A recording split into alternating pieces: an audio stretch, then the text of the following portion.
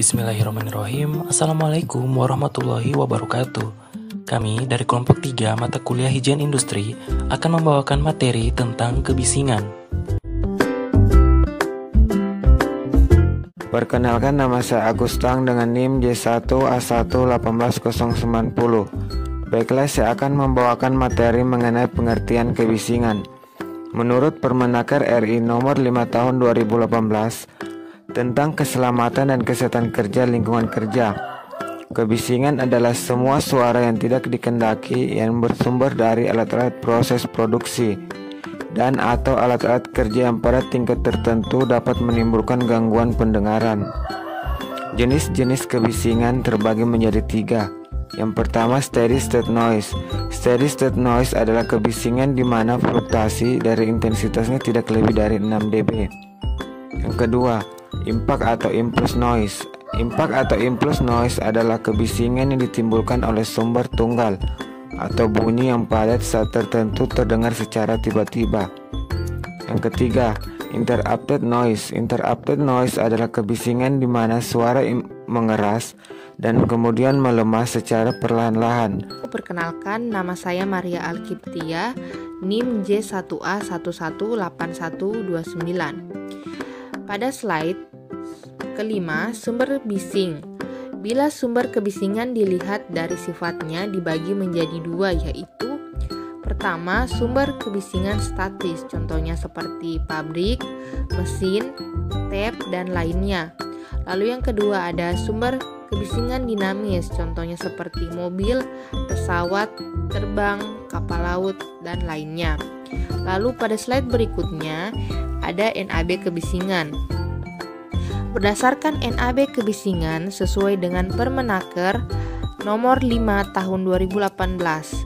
Untuk waktu pemajaman per hari 8 jam intensitas kebisingannya 85 desibel. 4 jam intensitas kebisingannya 88 desibel. 2 jam intensitas kebisingannya 91 desibel. 1 jam intensitas kebisingannya 94 desibel.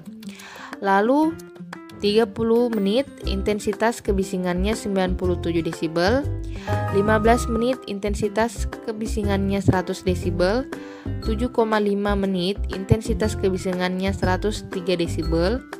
3,75 menit intensitas kebisingannya 106 desibel. 1,88 menit intensitas kebisingannya 109 desibel. 0,94 menit intensitas kebisingannya 112 desibel. Lalu pada 28,12 detik intensitas kebisingannya 115 desibel. Dan waktu pemajaman per hari 14,06 detik intensitas kebisingannya 118 desibel. 7,03 detik intensitas kebisingannya 121 desibel. Dan 3,52 intensitas kebisingannya 124 desibel. Dan 1,76 detik intensitas kebisingannya 127 desibel. 0,88 detik intensitas kebisingannya 130 desibel. 0,44 detik intensitas kebisingannya 133 desibel. 0,22 detik intensitas kebisingannya 136 desibel. Dan yang terakhir 0,11 detik intensitas kebisingannya ada 139 desibel. Kalau lebih dari itu bisa menimbulkan ketulian. Perkenalkan, nama saya Anissa Sabarniati dengan NIM J1A1 18101. Di sini saya akan menjelaskan dampak kebisingan. Dampak bising itu dibedakan menjadi 2, yaitu dampak auditori dan dampak non-auditori. Di sini saya akan menjelaskan dampak auditori. Dampak auditori, telinga siap untuk menyesuaikan diri dengan perubahan-perubahan terhadap tingkat suara bising. Tetapi setelah terlalu sering mengalami perubahan yang berulang-ulang, lama-kelamaan dan daya akomodasinya akan menjadi lelah dan gagal dalam memberikan reaksi. Dalam keadaan ini, pendengaran timbul akibat pekerjaan. Tidak hanya terdapat pada pekerjaan pabrik saja, tetapi juga pada pekerjaan-pekerjaan luar seperti sopir taksi atau alat transportasi, polisi lalu lintas, dan sebagainya. Efek kebisingan pada indera pendengaran dapat diklasifikasikan menjadi: yang pertama, trauma akustik, yang kedua, ketulian sementara, dan yang terakhir, ketulian permanen. Sini saya akan menjelaskan yang pertama yaitu trauma akustik. Trauma akustik adalah gangguan pendengaran yang disebabkan oleh pemaparan tunggal terhadap intensitas kebisingan yang sangat tinggi dan terjadi secara tiba-tiba. Sebagai contoh, ketulian yang disebabkan oleh suara ledakan bom. Yang kedua yaitu ketulian sementara. Ketulian sementara adalah gangguan pendengaran yang dialami seseorang yang sifatnya sementara. Daya dengarnya sedikit demi sedikit pulih kembali. Waktu untuk pemulihan kembali adalah berkisar dari beberapa menit sampai beberapa hari, seperti 3-7 hari. Namun yang paling lama lebih dari 10 hari. Dan yang terakhir adalah ketulian permanen, di mana ketulian permanen ini bila mana seseorang bekerja mengalami TTS dan kemudian terpajang bising kembali sebelum pemulihan secara lengkap terjadi, maka akan terjadi akumulasi sisa ketulian. Dan bila hal ini berlangsung secara berulang dan menahan, sifat ketuliannya akan berubah menjadi menetap atau permanen. PTS sering juga disebut juga dengan NIHL, yaitu Noise Induced Hearing Loss, dan NIL terjadi umumnya setelah terpanjang 10 tahun atau lebih. Perkenalkan, saya Ade Putri Sari Dewi dengan NIM J1A1813132. Pada kesempatan kali ini saya akan menjelaskan kelainan yang timbul pada telinga akibat bising terjadi tahap demi tahap, yaitu sebagai berikut. 1. Stadium adaptasi. Adaptasi merupakan suatu daya proteksi alamiah dan keadaan yang dapat pulih kembali, atau kata lain sifatnya reversible. Kedua, stadium temporary threshold, disebut juga auditory fatigue, yang merupakan kehilangan pendengaran reversible sesudah 48 jam terhindar dari bising itu. Batas waktu yang diperlukan untuk pulih kembali sesudah terpapar bising adalah 16 jam. Bila pada waktu bekerja keesokan hari pendengaran hanya sebagian yang pulih, maka akan terjadi permanent hearing loss. Ketiga, stadium persistent threshold shift. Dalam stadium ini, ambang pendengaran meninggi lebih lama, sekurang-kurangnya 48 jam setelah meninggalkan lingkungan bising. Pendengaran masih terganggu. Yang keempat, stadium permanen threshold shift. Pada stadium ini, meningginya ambang pendengaran menetap sifatnya. Gangguan ini banyak ditemukan dan tidak dapat disembuhkan. Tuli akibat bising ini merupakan tuli persepsi, yang kerusakannya terdapat dalam kolea, berupa rusaknya syaraf pendengaran. Baik, saya akan melanjutkan bagian dari dampak kebisingan, yaitu dampak non-auditory. Kebisingan di tempat kerja dapat menimbulkan gangguan yang dapat dikelompokkan secara bertingkat sebagai berikut. Yang pertama, gangguan fisiologis. Gangguan fisiologis adalah gangguan yang mula-mula timbul akibat bising. Dengan kata lain, fungsi pendengaran secara fisiologis dapat terganggu. Pembicaraan atau instruksi dalam pekerjaan tidak dapat didengar secara jelas, sehingga dapat menimbulkan gangguan lain seperti kecelakaan. Pembicaraan terpaksa berteriak-teriak sehingga memerlukan tenaga ekstra dan juga menambah kebisingan. Di samping itu, kebisingan dapat juga mengganggu cardiac output dan tekanan darah. Pada berbagai penyelidikan, ditemukan bahwa pemaparan bunyi terutama yang mendadak menimbulkan reaksi fisiologis seperti denyut nadi, tekanan darah, metabolisme, gangguan tidur, dan penyempitan pembuluh darah. Reaksi ini terutama terjadi pada permulaan pemaparan terhadap bunyi, kemudian akan kembali pada keadaan semula. Bila terus-menerus terpapar, maka akan terjadi adaptasi sehingga perubahan itu tidak tampak lagi. Kebisingan dapat menimbulkan gangguan fisiologis melalui sistem internal tubuh. Sistem internal tubuh adalah sistem fisiologis yang penting untuk kehidupan, seperti kardiovaskular, kemudian gastrointestinal, kemudian syaraf, muskuloskeletal, dan sistem endokrin. Nah, sebenarnya proses adaptasi sendiri adalah indikasi dari perubahan fungsi tubuh, karenanya tidak begitu disukai kebisingan yang tinggi juga dapat mengubah ketetapan koordinasi gerakan, memperpanjang waktu reaksi dan menaikkan respon waktu. Semuanya ini dapat berakhir dengan human error. Kemudian gangguan pola tidur. Pola tidur sudah merupakan pola alamiah, kondisi istirahat yang berulang secara teratur dan penting untuk tubuh normal dan pemeliharaan mental secara kesembuhan.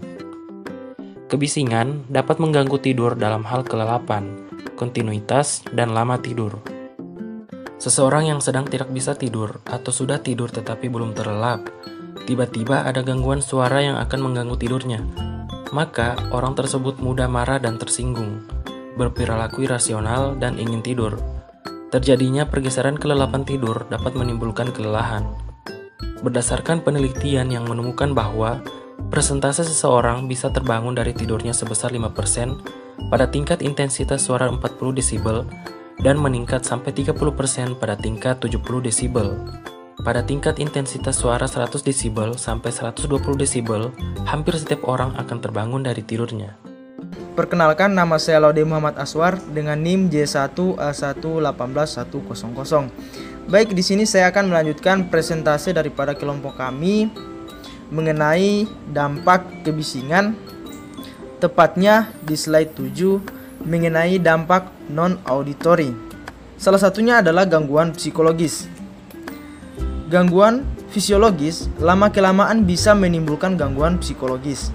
Kebisingan dapat mempengaruhi stabilitas mental dan reaksi psikologis seperti rasa khawatir, jengkel, takut, dan sebagainya.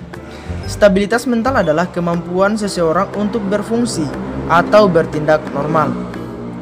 Suara yang tidak dikehendaki memang tidak menimbulkan mental, akan tetapi dapat memperberat problem mental dan perilaku yang sudah ada.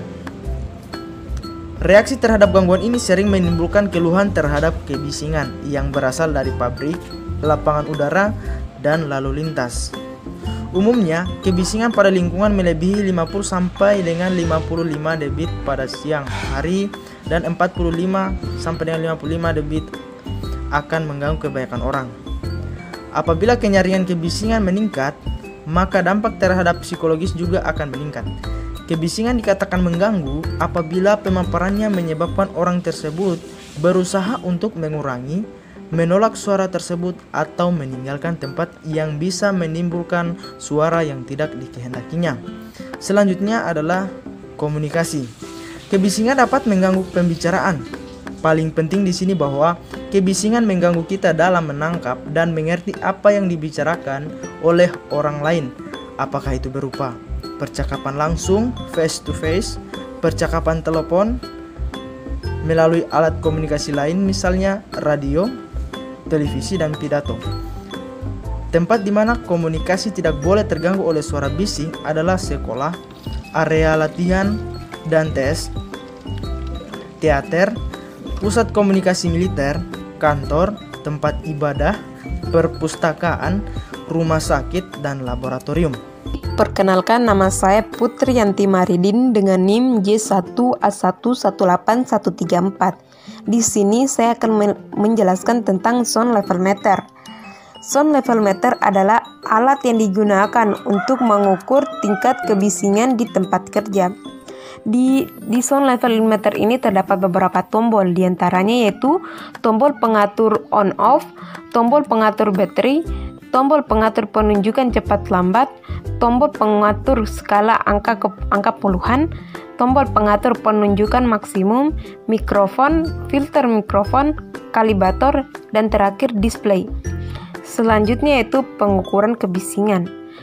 Pengukuran intensitas kebisingan ditunjukkan untuk membandingkan hasil pengukuran pada suatu saat dengan standar yang telah ditetapkan serta merupakan langkah awal untuk pengendalian. Waktu pengukuran dilakukan selama aktivitas 24 jam LSM dengan cara pada siang hari, tingkat aktivitas yang paling tinggi selama 16 jam. Pada selang waktu dari jam 6 sampai jam 8 malam dengan aktivitas dalam hari selama 8 jam. Pada selang waktu dari jam 8 malam sampai jam 6 pagi. Setiap pengukuran harus dapat mewakili selang waktu tertentu dengan menetapkan paling sedikit 4 waktu pengukuran pada siang hari dan malam hari paling sedikit 3 waktu pengukuran. Perkenalkan, nama saya Maidin Markus dengan NIM J1A118112. Baiklah, di sini saya akan menjelaskan tentang pengukuran kebisingan. Jadi, metode pengukuran kebisingan ada beberapa langkah. Yang pertama, melakukan kalibrasi sebelum alat sound level meter digunakan untuk mengukur kebisingan agar menghasilkan data yang valid. Alat dikalibrasi dengan menempatkan kalibrator suara atau pistopon pada mikrofon sound level meter pada frekuensi 1 kHz dan intensitas 114 dB. Kemudian diaktifkan dengan memencet tombol on. Kemudian putar sekrup atau tekanan untuk menambah dan ke kiri untuk mengurangi sampai didapatkan angka 111. Yang kedua, mengukur kebisingan bagian lingkungan kerja dengan cara alat diletakkan setinggi 1,2 sampai 1,5 meter dari alas lantai atau tanah pada suatu titik yang ditetapkan. Yang ketiga, angka yang terlihat pada layar atau display dicatat setiap 5 detik dan pengukuran dilakukan selama 10 menit untuk setiap titik lingkungan kerja. Setelah selesai, alat dimatikan dengan menekan tombol off dan hasil pengukuran kemudian dimasukkan ke rumus berikut. LS dihitung sebagai berikut. LS sama dengan 10 log 1/16 dalam kurung TL 10 pangkat 0,1 L1 ditambah TL kali 10 pangkat 0,1 kali L2 dan seterusnya dikali dBA. Kemudian LM dihitung sebagai berikut. LM sama dengan 10 log 1/8 dikali dalam kurung TS 10 0,1 L5 kali L5 ditambah T7 dikali 10 pangkat 0,1 kali L7 balas kurung dikali dBA.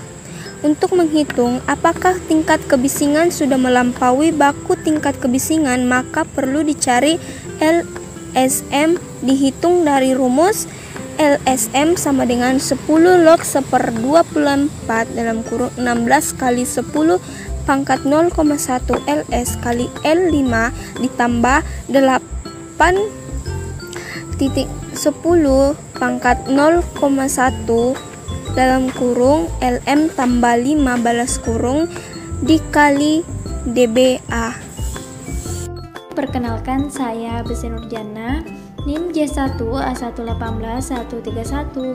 Pada kesempatan kali ini saya akan melanjutkan presentasi dari teman saya, yaitu pengendalian kebisingan, di mana pengendalian kebisingan ini terbagi atas 3. Yang pertama, pengendalian secara teknis, 2. pengendalian secara administrasi, dan yang ketiga, pengendalian dengan menggunakan alat pelindung diri atau yang sering kita sebut APD.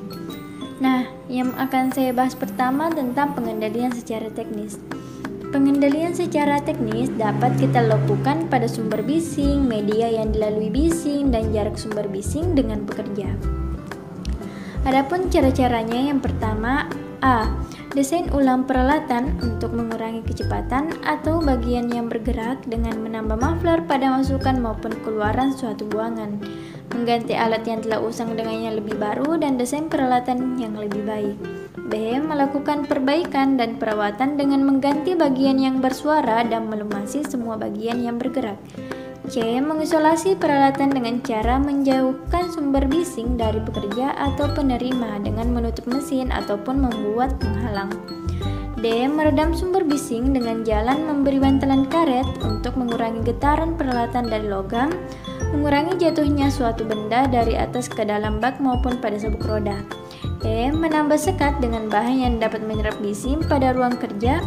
Pemasangan peredam ini dapat dilakukan pada dinding suatu ruangan yang bising. Nah, kita pindah pada pengendalian yang kedua, yaitu pengendalian secara administrasi, di mana pengendalian secara administrasi ini meliputi rotasi kerja pada pekerja yang terpapar oleh kebisingan dengan intensitas tinggi ke tempat atau bagian lain yang lebih rendah.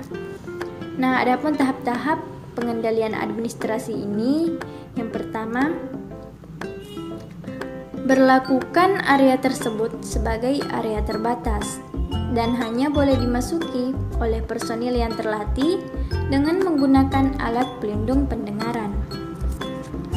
Pengaturan jadwal kerja sesuai dengan nilai ambang batas menurut Permenaker nomor 5 tahun 2018.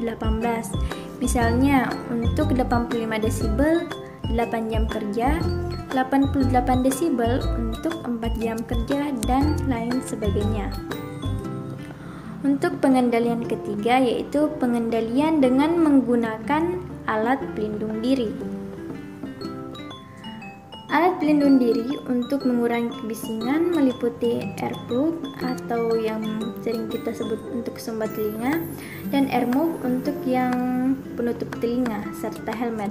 Nah, pengendalian ini tergantung terhadap pemilihan peralatan yang tepat untuk tingkat kebisingan tertentu, kelayakan, dan cara merawat peralatan. Saya akan mewakili kelompok 3 untuk menjelaskan terkait dengan review jurnal nasional tentang kebisingan. Judul jurnalnya yaitu Hubungan Antara Kebisingan di Tempat Kerja dengan Kualitas Tidur pada Pekerja Pabrik Kayu PT Murojo Jember. Jurnalnya yaitu Journal of Agrobiological and Medical Science. Volume dan halaman dari jurnal ini yaitu volume 4 nomor 2 halaman 72 sampai 76. Tahunnya yaitu tahun 2018. Penulisnya Lati Rusda Gani, Dwita Aryadina Rahmawati, Laksmi Indreswari, Alif Mardicana, dan Yuda Nurdian. Review dari kelompok 3 tanggal 16 Oktober 2020. Tujuan penelitian yaitu untuk mengetahui hubungan antara kebisingan di tempat kerja dengan kualitas tidur pada pekerja pabrik kayu PT Murojo Jember. Subjek penelitiannya yaitu pekerja yang berusia 18-40 tahun, berjenis kelamin laki-laki, memiliki penyakit pernapasan, jantung, diabetes mellitus, dan mengkonsumsi alkohol. Metode penelitian. Metode penelitian ini adalah analitik observasional dengan desain penelitian cross-seksional. Populasi penelitiannya adalah pekerja pabrik kayu PT Murojo Jember. Sedangkan sampel penelitian diambil menggunakan teknik total sampling. Penelitian dilaksanakan di pabrik kayu PT Murojo Jember pada bulan Desember 2017. Definisi operasional variabel dependen dari jurnal ini. Kualitas tidur yang buruk menurut Stotfeld et al. 2000, penyakit yang berhubungan dengan paparan kebisingan kronis mungkin terbatas pada orang-orang dalam situasi tertentu dan tidak terjadi secara universal pada semua orang yang terpapar kebisingan. Sebagian besar individu yang terpapar kebisingan kronis, misalnya dari bandar udara yang besar, nampaknya akan mentolerirnya. Maka dari itu, adaptasi terhadap paparan kebisingan jangka panjang memerlukan penelitian lebih lanjut. Meskipun tidak ada hubungan antara kebisingan di tempat kerja dengan kualitas tidur, dari hasil analisis data ditemukan sebagian besar sampel mengalami kualitas tidur yang buruk, yaitu sebanyak 18 orang. Hal ini menunjukkan bahwa mungkin terdapat faktor lain yang dapat mempengaruhi kualitas tidur, namun tidak dikendalikan oleh penelitian. Seperti yang dikatakan oleh Gitanjali dan Anand 2003 bahwa pekerja industri mungkin terpapar lebih dari satu sumber stres dan tidak mungkin untuk sepenuhnya mengkaitkan tidur malam yang terganggu sebagai akibat dari kebisingan yang tinggi. Pertama, faktor risiko selain kebisingan di lingkungan kerja dapat mempengaruhi kualitas tidur. Berdasarkan penelitian oleh Hutt et al. Didapatkan suhu di tempat kerja nilai P-nya kurang dari 0,001 lebih berpengaruh terhadap kualitas tidur dibandingkan dengan kebisingan nilai P-nya sama dengan 0,005. Secara umum, peningkatan hormon kortisol dan sumbu hipotalamus, hipofisis adrenal atau hypothalamic-pituitary berperan penting dalam tidur, dan gangguan dari fungsi tersebut dapat menyebabkan gangguan tidur. Cara dan alat pengukur variabel dependen ini sendiri yaitu caranya pekerja mengisi kuesioner dengan data kualitas tidur bekerja, sedangkan penelitian diambil menggunakan teknik sampling berdasarkan kriteria inklusi. Bekerja pada shift pagi diizinkan oleh pihak perusahaan untuk menjadi subjek penelitian, bersedia menjadi subjek penelitian berusia 18-40 tahun, berjenis kelamin laki-laki. Alat pengukurnya itu sendiri yaitu berupa VNA, VA8080 sound level meter dan kuesioner. Definisi operasional variabel independen. Variabel independen dalam penelitian ini adalah paparan kebisingan. Kebisingan ada salah satu faktor yang mempengaruhi kualitas tidur yang buruk. Meski dalam penelitian ini tidak terdapat hubungan yang signifikan antara kebisingan dengan kualitas tidur yang buruk, dan dilakukan pada pekerja pabrik kayu PT Murojo Jember. Kebisingan adalah semua suara yang tidak dihendaki yang bersumber dari alat-alat proses produksi dan atau alat-alat kerja pada tingkat tertentu. Kebisingan merupakan masalah yang sampai sekarang belum bisa ditanggulangi secara baik karena merupakan salah satu faktor yang diabaikan dari lingkungan kerja sehingga dapat menjadi ancaman serius bagi kesehatan. WHO tahun 2010 menyebutkan bahwa adanya alat-alat produksi dan mesin-mesin pada pabrik sebagai penerapan kemajuan teknologi menghasilkan intensitas suara yang dapat menyebabkan kebisingan dan mengganggu kesehatan. Menurut WHO tahun 1995, diperkirakan hampir 14% dari total tenaga kerja industri terpapar kebisingan lebih dari 90 dBA. Selain gangguan pendengaran, kebisingan juga dapat menyebabkan berbagai gangguan lain seperti fisiologis, psikologis, dan komunikasi. Langkah-langkah terapi yang digunakan dalam proses penelitian ini yaitu dilaksanakan di pabrik kayu PT Murojo Jember pada bulan Desember 2019. Sebelum melakukan penelitian ini, penelitian mendapatkan ethical approval dari Komisi Etika Fakultas Kedokteran Universitas Jember.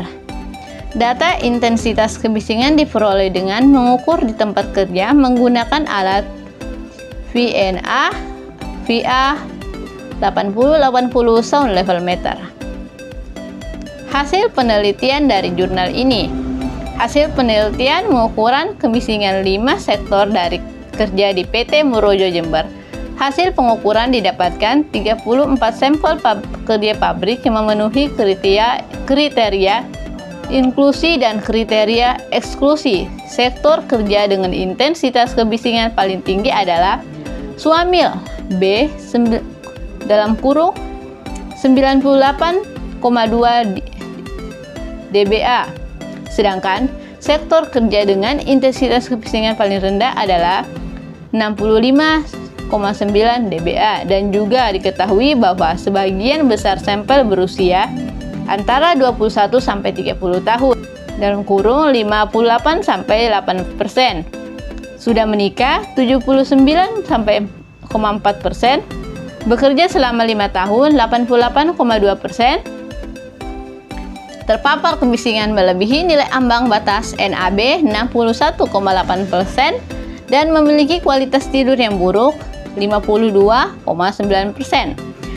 Para pekerja akan selalu memiliki resiko gangguan kesehatan dikarenakan papar kebisingan di tempat kerja yang kemungkinan memang hampir setiap hari mereka dengar. Selain pencegahannya dengan menggunakan penutup telinga saat sedang di tempat kerja, juga harus dilakukan jadwal shift yang telah ditentukan rentangnya waktu dengan para pekerja lain. Kekuatan penelitian ini sendiri yaitu kekuatan penelitian ini adalah data intensitas kebisingan diperoleh dengan mengukur di tempat kerja menggunakan alat VNA Sound Level Meter. Data kualitas pekerja diperoleh dari pengisian kuesioner. Alat yang digunakan dalam penelitian ini tidak mempersulit dan mengelola data. Kelemahan penelitian. Kelemahan penelitian ini memiliki beberapa keterbatasan. Pertama, jumlah sampel yang terbatas meskipun dengan teknik total sampling. Hal ini disebabkan oleh kebijakan dari pihak perusahaan yang hanya memperkenankan penelitian dilakukan di sektor tertentu saja. Kedua, masih banyak faktor lingkungan kerja maupun di lingkungan tidur yang belum dikendalikan oleh penelitian. Oleh karena keterbatasan data, fasilitas, dan dana. Saya akan memaparkan review jurnal internasional tentang kebisingan yang berjudul Analysis of the Relationship of Noise Exposure and Hearing Loss in PPSU Workers in North Jakarta. Jurnal Session Journal of Public Health. Volume dan halaman, volumenya 6, nomornya 5, halaman 140 sampai 144 pada tahun 2018. Penulis Nur Asniati Jali, Sari Alia Putri, Deni Lius Sihite, Ajeng Tias Endarti, Sutanto Priyo Hastono, dan Hasnawati Amkam. Review oleh kelompok 3 pada tanggal 16 Oktober 2020. Tujuan penelitian dari penelitian ini adalah untuk menganalisis hubungan antara intensitas kebisingan dengan gangguan pendengaran pada petugas PPSU di Jakarta Utara. Subjek penelitian ini melibatkan 45 pekerja PPSU. Penelitian dilakukan pada pekerja PPSU Kantor Pusat Higien Industri dan Keselamatan Kerja di Kecamatan Kelapa Gading, Jakarta Utara pada bulan April sampai Juni 2018. Metode penelitian. Pada penelitian ini merupakan penelitian kuantitatif dengan pendekatan cross-seksional. Teknik pengumpulan data dilakukan dengan pengukuran dan wawancara menggunakan kuesioner. Definisi operasional variable dependent. Dalam variable dependent, pada penelitian ini adalah gangguan pendengaran. Menurut studi yang dilakukan oleh Listianingrum 2017 kepada Supeltas, anggota relawan operasi lalu lintas di Kota Surakarta, menunjukkan bahwa 41 pekerja atau 87,2% dari 47 pekerja mengalami gangguan pendengaran. Sementara itu, hasil pemeriksaan audiometri terhadap 91 pekerja PPSU di wilayah kerja Kelurahan Kelapa Gading di Jakarta Utara pada tahun 2017 ditemukan sebanyak 40,6% pekerja mengalami gangguan pendengaran pada telinga kanan dan 47,2%. Cara dan alat menggunakan variabel dependen. Cara dan alat yang digunakan untuk mengukur variabel dependen yaitu variabel gangguan pendengaran sebagai variabel terikat diukur dengan audiometri telinga kiri dan kanan. Sedangkan paparan kebisingan diukur menggunakan sound level meter sebagai intensitas kebisingan. Selain itu terdapat variabel perancu seperti umur, masa kerja, riwayat penyakit telinga, kebiasaan merokok, dan hobi terhadap kebisingan yang diambil melalui wawancara kepada petugas PPSU dengan menggunakan kuesioner sebagai pedoman. Alat yang digunakan dalam penelitian ini adalah kuesioner. Definisi operasional variabel independen. Variabel independen dalam penelitian ini adalah paparan kebisingan. Paparan kebisingan selama bekerja merupakan faktor utama yang mengakibatkan gangguan pendengaran pada pekerja PPSU di Jakarta Utara. Tingkat keparahan gangguan pendengaran akan semakin tinggi jika terdapat kebiasaan merokok dan hobi terhadap kebisingan seperti mendengarkan musik menggunakan earphone atau headset atau loudspeaker dan karaoke dengan musik keras. Pekerja yang bekerja di daerah dengan kebisingan lebih dari atau sama dengan 75 desibel memiliki peluang 7 kali lebih tinggi untuk mengalami gangguan pendengaran, apalagi dengan kebiasaan merokok dan mendengarkan musik yang keras. Langkah-langkah terapinya, langkah-langkah yang digunakan dalam proses penelitian ini adalah terkait dengan frekuensi mendengarkan musik dengan menggunakan handset dalam penelitian yang dilakukan oleh Vogel 2009. Menyatakan bahwa mendengarkan musik memiliki hubungan yang erat dengan perilaku beresiko dibandingkan dengan perilaku protektif yang menyebabkan gangguan pendengaran. Tahun 2018, penelitian kuantitatif dengan pendekatan cross-seksional, kemudian teknik pengumpulan data dilakukan dengan pengukuran dan wawancara menggunakan kuesioner. Hasil penelitian menunjukkan bahwa 60% responden mengalami gangguan pendengaran dan 51,1% wilayah memiliki intensitas kebisingan lebih dari atau sama dengan 75 desibel. Oleh karena itu mengurangi atau mencegah terjadinya gangguan pendengaran, para pekerja sebaiknya menggunakan penyumbat telinga saat bekerja serta sebaiknya mengurangi kebiasaan merokok dan mendengarkan musik dengan earphone. Selain itu, para pekerja harus melakukan pemeriksaan audiometri secara rutin dan mengikuti penyuluhan kesehatan di tempat kerja. Kekuatan penelitian adalah peneliti menggunakan metode kuantitatif di mana teknik pengumpulan data dilakukan dengan cara pengukuran dan wawancara dengan menggunakan kuesioner sebagai pedoman sehingga penelitian ini berjalan secara sistematis, lebih spesifik, jelas, dan rinci. Kelemahan pada penelitian ini adalah penulisan yang kurang rapi dan hasil serta pembahasan tergabung menjadi satu. Demikian presentasi dari kelompok saya akhiri dengan ucapan terima kasih. Wassalamualaikum warahmatullahi wabarakatuh.